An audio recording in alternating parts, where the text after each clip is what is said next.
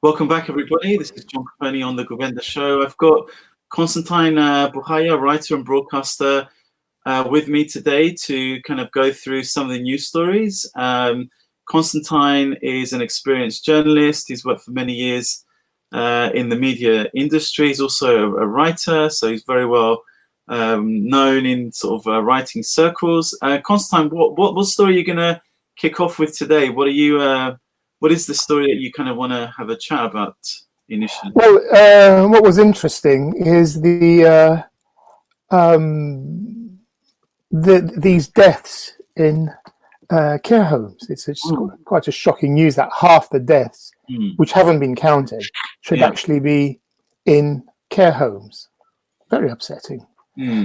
Just to give you, because these stories enter our lives. There's a lady I know of a certain age, over 90 admittedly, who died because her carer wouldn't wear gloves, wouldn't wear a mask, would go from house to house looking after these people, these older people, these people in need of care, and would contaminate them serially with a virus. Right. The person I know and who was very dear sadly has died of complications, pre-existing conditions, and the virus. Can you imagine if this happens to one person with one carer visiting them? What happens in care homes? I'm just sharing with our viewers the latest government statistics. Have just issued the ONS figures, which are the official figures by the government on the number of deaths, and it's showing that so if we just quickly look at it now, I mentioned it in a previous broadcast. So in England and Wales, the total number of deaths up until the week ending the 3rd of April was 16,387. And there was an increase of 5,246 compared to the previous week. Of these deaths, in 3,475 were down to COVID-19, which is a 21.2% increase of all deaths of the global figure in the UK. In London, nearly half, 46.6% of deaths registered in week 14 involved COVID-19, and in West Midlands has had a higher proportion of COVID-19, accounting for 22.1%. So and it also mentions about the care homes in the last bit here. It says, of deaths involving COVID-19 registered up till week 14, 90.2%. So that's 3,716 deaths occurred in hospital, with the remainder occurring in hospices, care homes, and private homes. What is the underlying reason for the deaths? This kind of big increase in deaths in care homes. Is it down to the fact that what you mentioned before about PPE, nurses are not wearing gloves, they're not wearing the correct safety? What is it? Why is there such a big increase in care homes of death? Well, you also have in mental institutions where there's a panic, and because frontline personnel do not have PPE, they do not have gloves and masks. So this is repeated not just in care homes, but in quite a few areas which offer care to the community and support the weaker members of our society.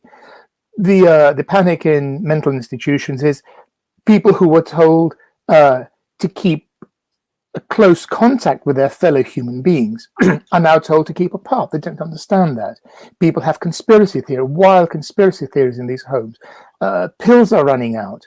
Therefore, the risk is, and I know this from someone who works in such an institution, and from an article that came out, I think it was in The Guardian, one person gets it, then just about everybody else gets it, including the carers. So it is a lack of PPE. And also, I think it's this echo which initiated of herd immunity.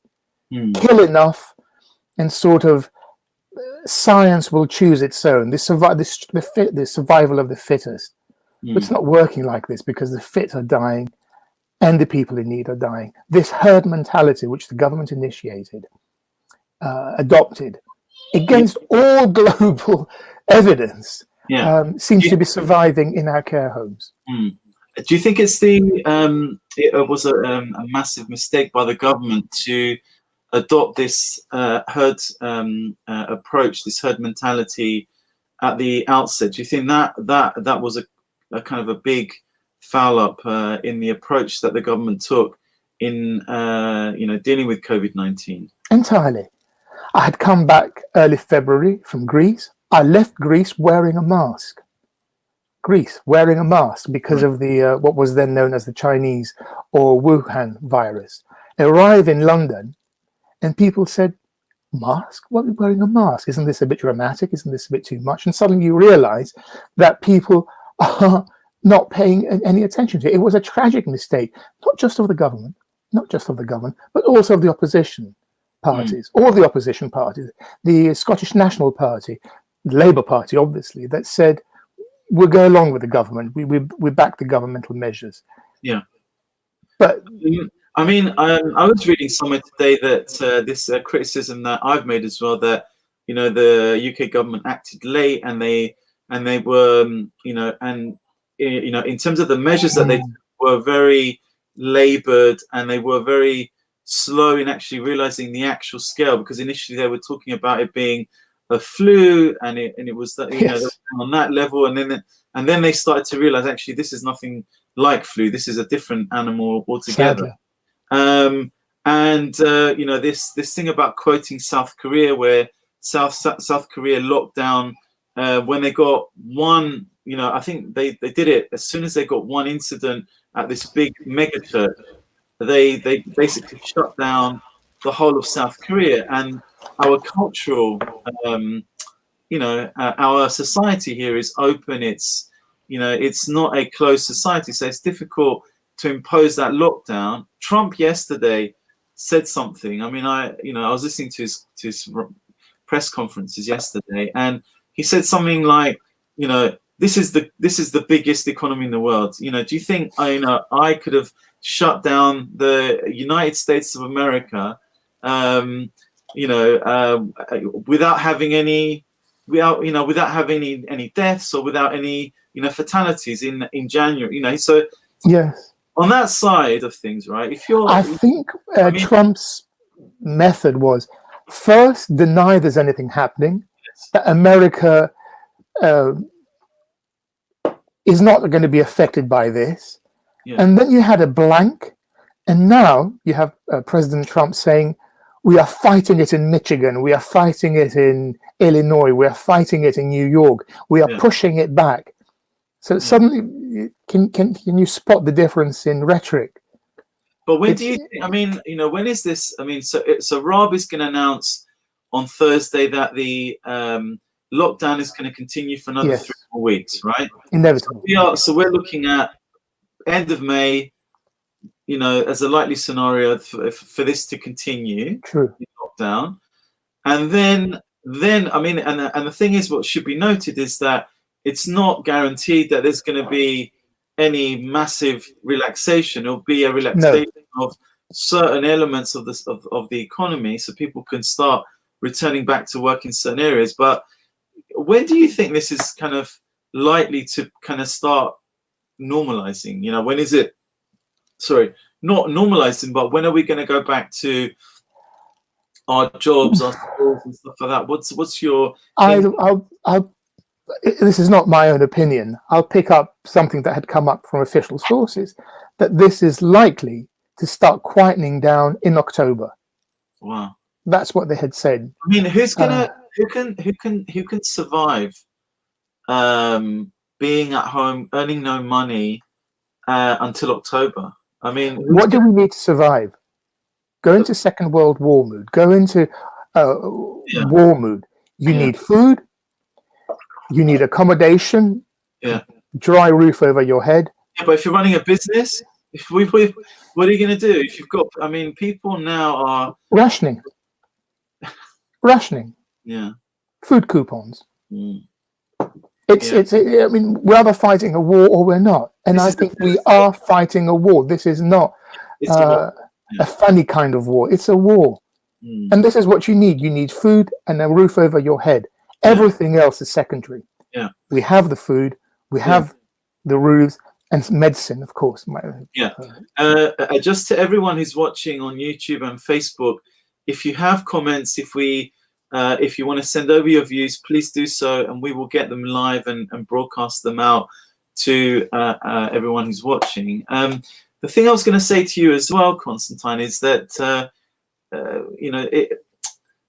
this is a really strange situation, because you've got an economy now that is paralyzed, it's frozen, there's no economic activity really to talk about. You've got religious institutions, so we've got Holy Week now for the Greek Orthodox and the Orthodox Christians across the globe. Then you've got Ramadan coming up as well for Muslims. The Jewish faith had Passover as well. So these are big holy days for the big religions. Can we say that the Christian faiths and the Jewish faiths both respected the lockdown, complete and utter lockdown, against all religious ceremonial inheritance, belief? They had a lockdown.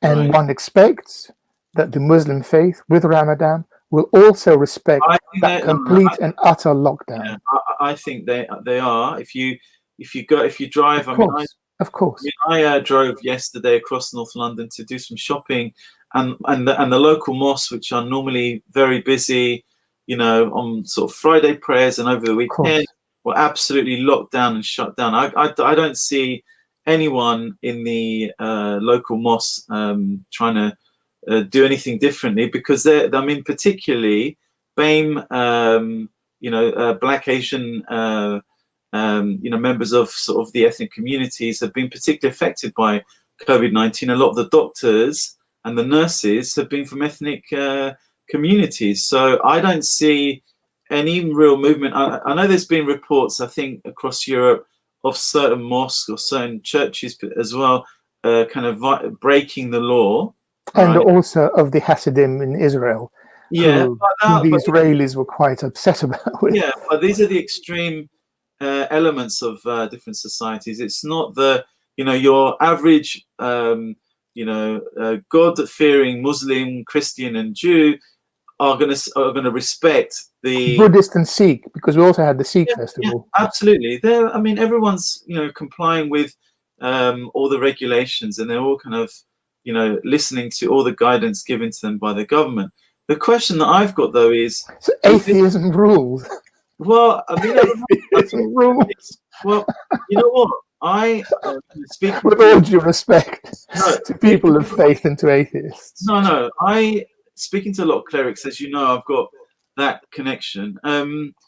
It's actually a great opportunity for people to start returning back to faith via online methods. It's actually a lot of people with a thirst now to discover their different faiths and beliefs online. So you're seeing a huge boost, an increase in online ministry. So people are going on the internet trying to find live liturgies and services for Greek Orthodox Easter.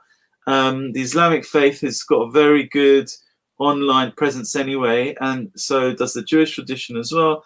But particularly our faith, the Greek Orthodox faith, now that we're together, we can talk about this. It's a great opportunity for us to catch up and really, modernize the way that we communicate to our fellow Christians and to the parishes. So it's a good opportunity. And I know that, for example, our Archbishop Nikidas has had Zoom conferences with clerics. He's having lots of online. He's doing another online interview with me tomorrow. He's doing another series of interviews online with other journalists as well. So it's a great opportunity to kind of bring the message of God to younger people. So we shouldn't be negative about everything. I think this is it is a difficult time, but it's allowed us to reassess a lot of the ways we communicate and do our business. So that on that side.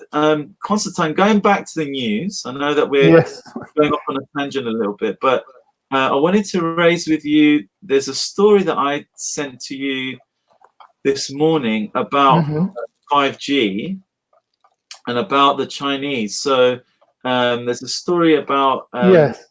Dominic Raab promising to the Chinese that he won't single out the Chinese over the COVID-19.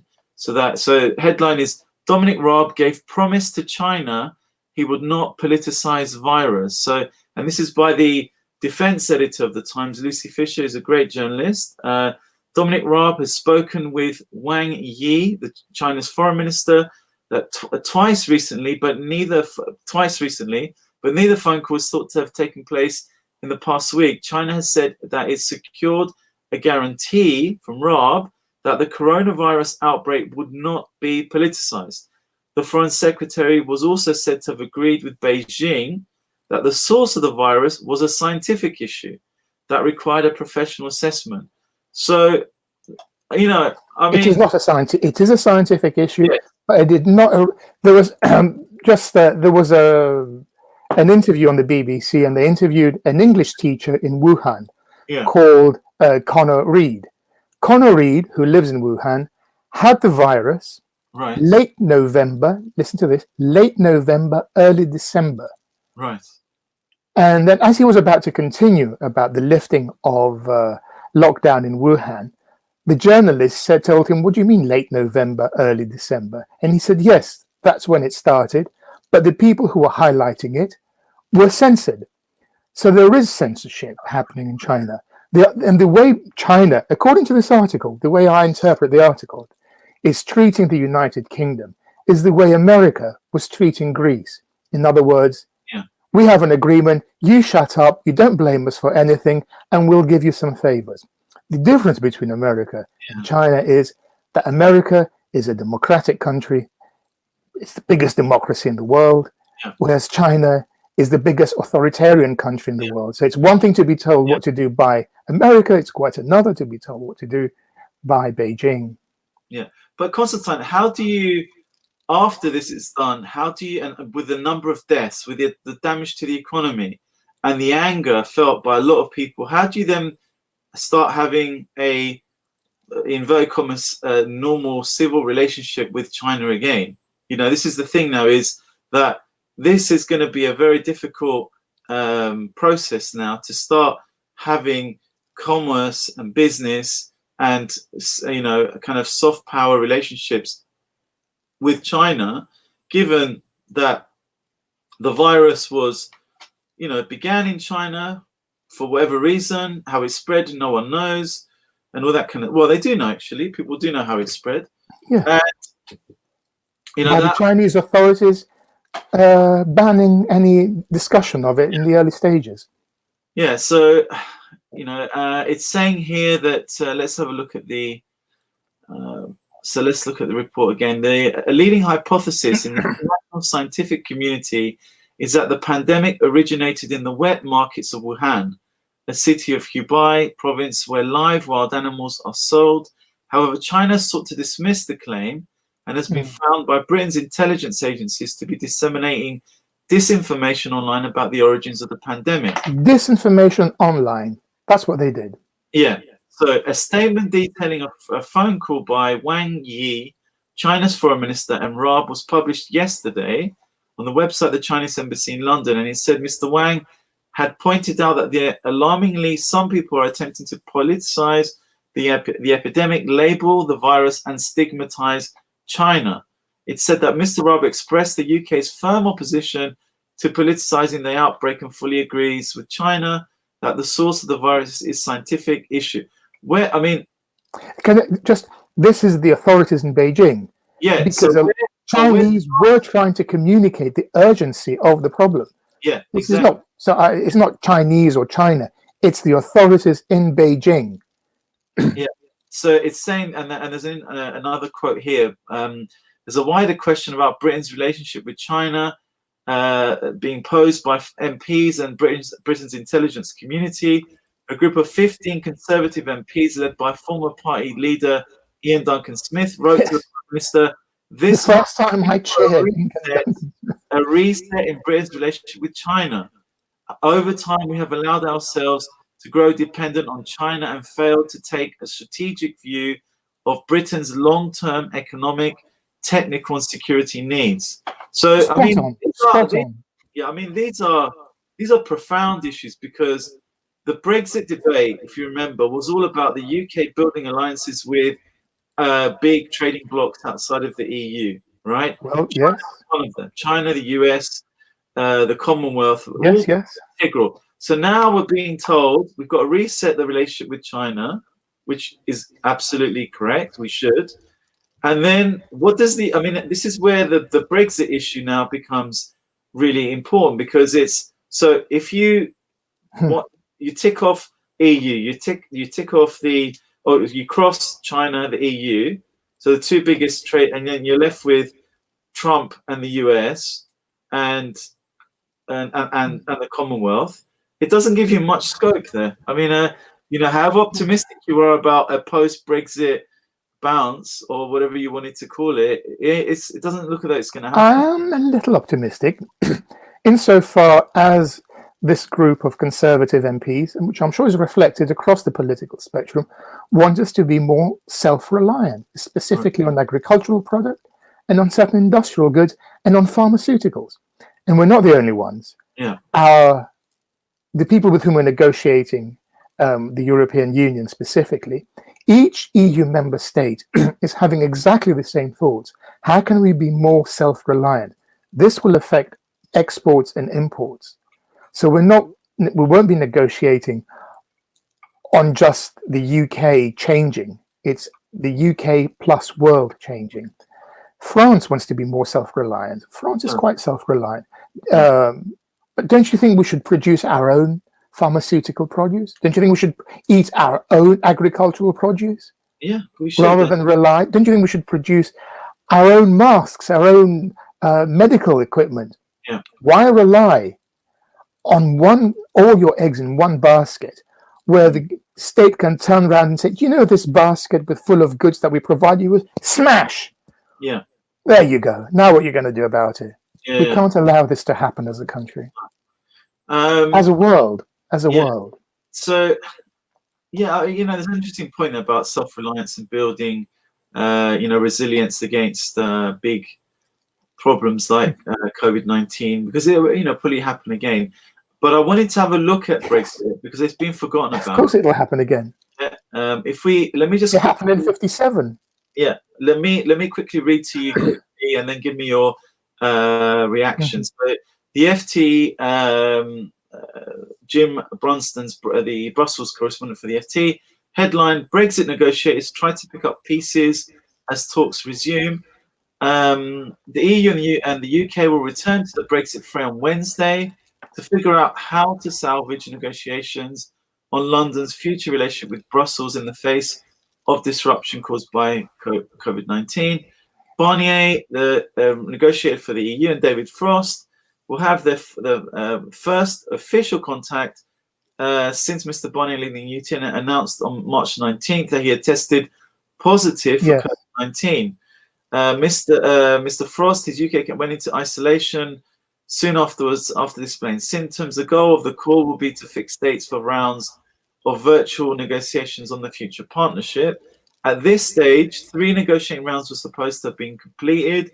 Instead, with much of European lockdown to slow the spread of the deadly virus, the two sides have been limited to seeking clarifications about each other's proposals. So really, nothing's happened. Of course not. There's nothing happening at all. Nothing. Everyone in Brussels I know of at the moment is, in lockdown. Brussels is particularly affected by COVID-19. In Belgium, they're seeing spikes now. So it's particularly problematic for the diplomats and all the civil servants of the EU institutions to get one of our greatest allies, potentially greatest allies, France, Macron. Macron gave a speech, addressed the nation yesterday on television. Yeah. What did he say? Well, how many people of the television viewers would you guess were watching him while he was talking? I don't know, 50%, 60%? 94.4%. Wow, gosh. Of TV audiences were watching that speech. That's a big number. That's a big number. That's over half the French population Right. were listening to what he was saying. It was praised right across the board. Even Libération, the French left-wing newspaper, praised his speech. He basically talked about hope, humility, and contrition, which are profound words. And he said we are moving as France from a state of war to a state of resistance, which shows how bad the situation is there. And then he also spoke of, someone referred to it as a new word I discovered in French, which was called calinotherapy, which translates as cuddle therapy. In other words, we need a more cuddly kind of approach, not physical, but cuddly approach to this, a very human. But he also, the most important thing that he said for our negotiating purposes is the world needs to be reinvented, not just Brexit, not just negotiating with the UK. The entire world needs to be reinvented, and France is moving very much into this reinventing process. And therefore, any form of negotiation, no matter how we approach it, has to take this reinvention into account, and it has to take the toll of deaths by the time we reach September, October. And also Germany, the presidency of the European Union is held by Croatia. We hardly hear about Croatia's presidency. No. It's going to finish in late June. EU presidencies last every 6 months, so it goes from July to January, and then it changes every 6 months. Germany is the next presidency and has already jumped into its role as president, and said it will not be the president of the European Union, it will be the president of coronavirus. It's going to be a coronavirus presidency. Which means if you're president of the coronavirus, it means you are taking the impact and the policies affecting this devastation into consideration, which means moving away from the presumptions that we had or that they had about Brexit. Big shifts. And I hope our lot here are fully tuned in to these changes. Well, let's see. I mean, let me just put on the screen. But you're better tuned into these, to British affairs. Macron, I think, has had a really rough time in his kind of time in the hot seat. He's had a lot of very live issues to deal with, sorry, just put the times up. Let me just get another article up. Agree to that one. His speech was extremely well received. So I'm just putting up the Times article where it's saying that coronavirus, French face 4 more weeks at home as Macron admits errors.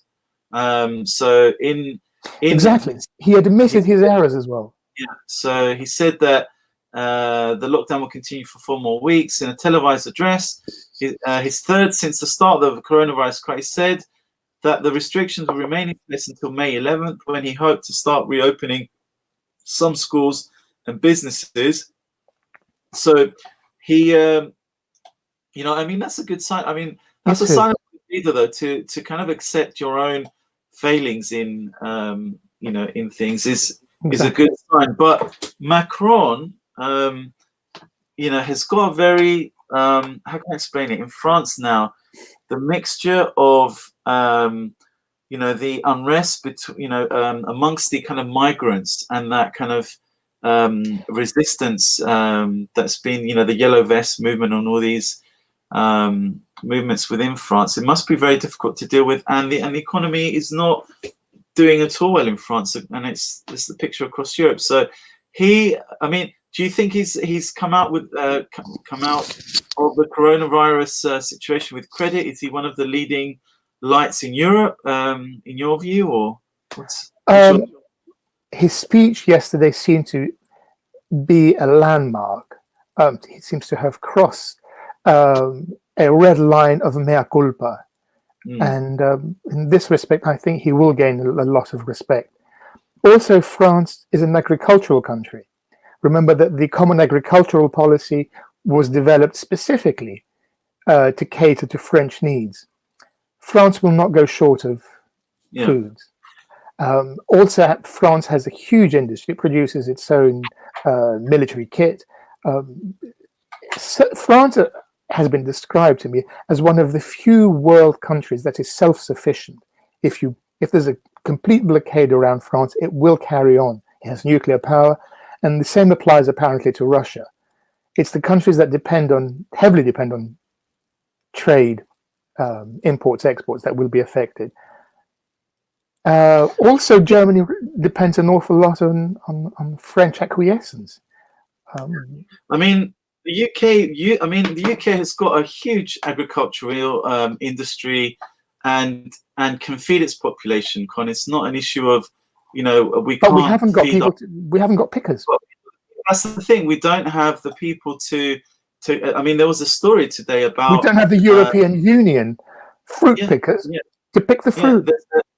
There's a massive shortage in agricultural staff now to go out and just bringing all the produce from the fields across the UK. There's not enough staff now to do that, and this is where France has a tradition of students doing this as well. Yeah, well, because what you do when you go fruit picking in France, and you're a student, what you get is companionship, good fun, sex, and away from the parents.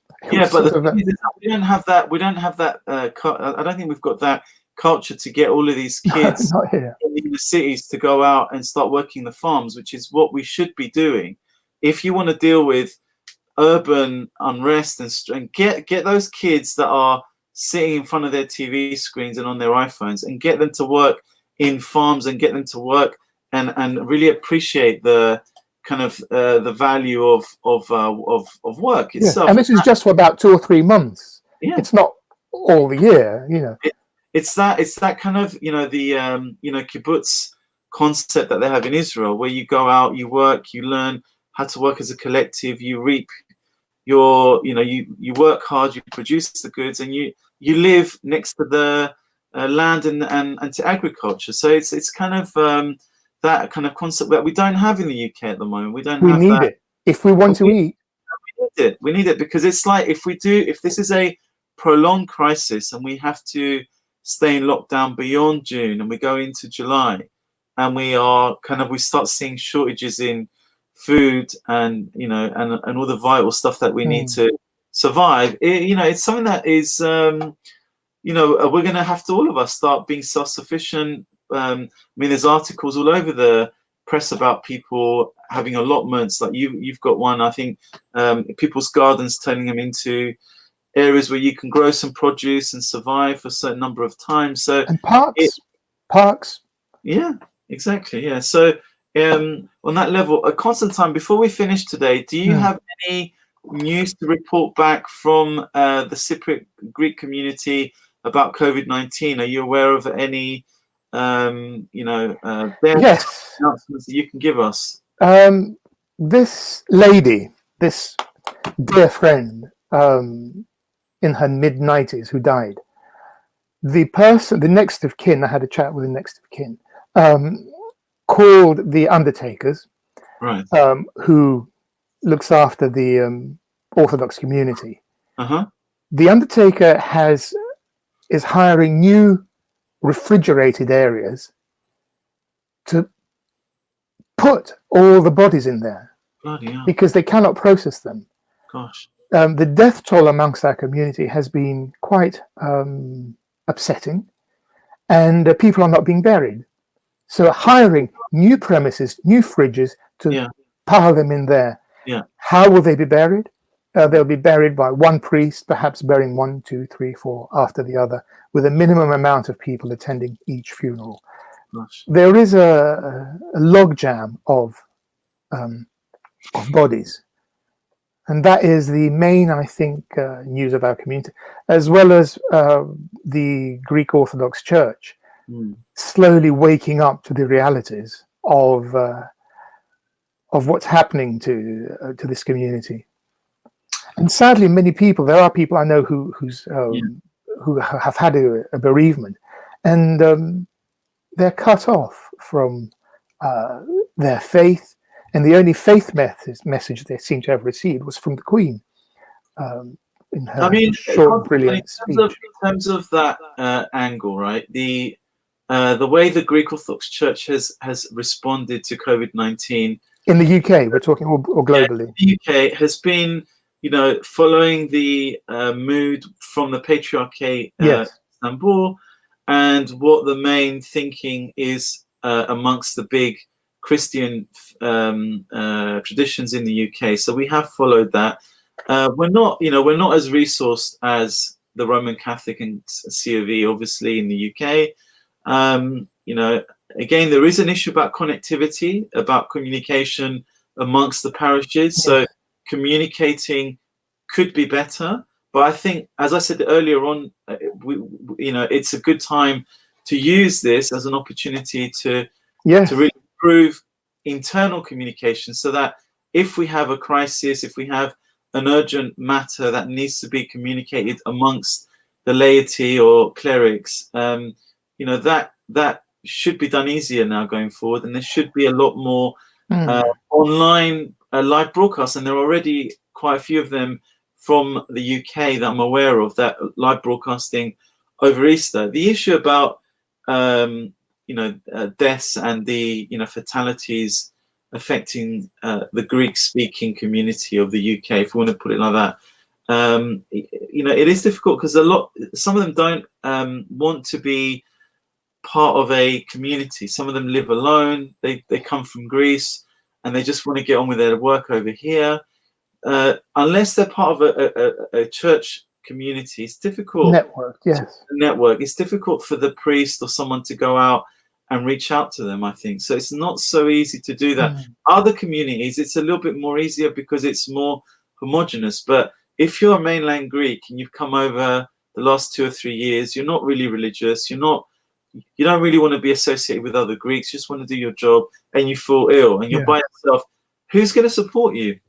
Who's there? Unless he or she has got friends, neighbors, and we have those situations coming up. So it's lonely, yes. It's difficult. So I do encourage a lot of the new intake of Greeks, especially, to go to their local Greek Orthodox churches, join up, be part. When this is over, obviously. When this is over, join a parish so that we know that you're there, and we can. And also the Cypriots, some Cypriots are coming over. Join your local church so that we know that you're there, and we can then reach out to you. I know that a lot of parish priests are actively phoning people up. They can't go to hospitals. They can't actually do that. They're not allowed to do that by Public Health England and the trust that run. They can't go in. So it's a difficult one, Con. It's not easy to deal with. So do you have anything else for today before we close the broadcast today? Yes, an article in The Guardian. Millions in UK having to choose between paying rent and eating, poll suggests. Gosh. 1 in 5 of UK homes is private renting, which is huge. 1 in 5, that's 20% of the population. And people have been choosing to eat. Also, 10% of the population, if I understand correctly, can spend a whole day without eating anything. Gosh. So even people who are not paying the rent do not have enough to buy food. Yeah. So how will this affect their status when it comes to paying their rent? That's a huge story building up. It is. And the other one is, we spoke about this, my mental health ward is not equipped for coronavirus. We feel like sitting ducks. We feel like sitting ducks. Yeah. Means we feel like... It's that story we spoke about from the FT about rent, tenants, either residential or in the corporate area, they're not paying their rents. There was like this big 60% or something of rents not being paid. That includes commercial. Yeah, commercial. So the commercial tenants not paying their rents. But in terms of residential, Con, it makes sense, because if you're going to choose between, can I feed my family or pay the rent? You're going to feed your family. Of course. But landlords now are going to have to do 2 things. They're going to have to either say to their tenants, you know what, I'm gonna give you a rent holiday for 2-3 months, Yes. right? And then we're going to have to discuss to see how we're going to get that money back. And then they're going to have the landlords are going to have to speak to their mortgage companies and say to them, look, this is a buy-to-let, and the tenants are not paying their rent at all. I mean, there has to be a certain accommodation. You're not going to. I mean, the point I was going to make to you last week is the courts at the moment are only dealing with really urgent cases. They're not dealing with repos. Right. They're not dealing with all these like standard cases of repossessions like they used to. So the county court system in the UK effectively is only dealing with very serious cases of domestic violence or child protection, safeguarding, and those kind of issues. But they're not dealing with the repossession. They're not. It's not really going through at the moment. And if they are, they are. Then the judges, from my conversations with some of them, they're not. There's no appetite to repossess properties at the moment. Speaking of which, there's another story. Have you contradicted me there? There's another which links everything that you just said, which is that in China, in the province of Guangzhou, Nigerians have been made scapegoats for their slight resurgence in coronavirus, and they're being kicked out of their accommodation. And some of them are sleeping in the streets and have to be rehoused because of the social media campaign targeting them, making them scapegoats. Gosh, that's horrible. It is. Yeah. Constantine, thank you very much for your contribution this morning. We'll see you tomorrow, and have a good day. Good day. All right, guys. Thank you for watching us today. I'll do a midday broadcast today. And if you do have comments and views, please feel free to send them over to me via our Facebook and our YouTube channels. And we'll look forward to seeing you all. Thank you very much.